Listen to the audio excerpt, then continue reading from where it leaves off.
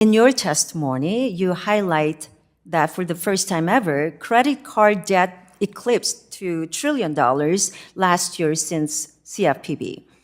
And you also mentioned the cost of high interest rates for consumers, but unfortunately, you don't mention inflation once in your testimony.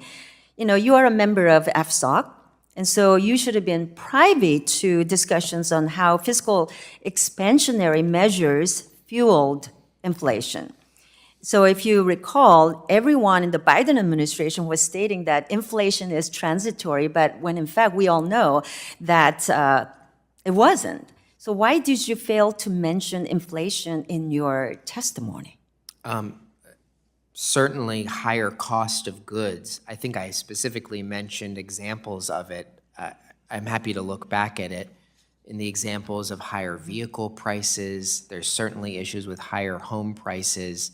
Of course, prices and the rate environment, we do see both as being drivers. The rate environment, I think, has also, as mentioned by one of your colleagues, dramatically increased the price of new mortgage origination. So they're both certainly something we think about, and decomposing it in consumer financial products. Thank you.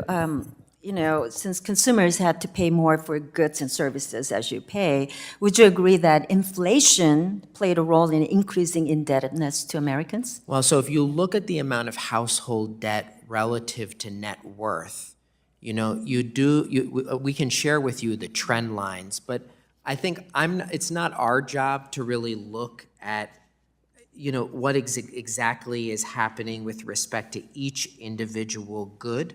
But we, of course, know that when there are higher prices, when there are higher rates, that is going to affect people, and certainly the Federal Reserve Board. Thank you. Is the one that I mentioned that because, you know, we had policy. a peak of 9.1% inflation in 2022, I think around June, and that was the highest rate in 40 years. So I just wanted to point that out.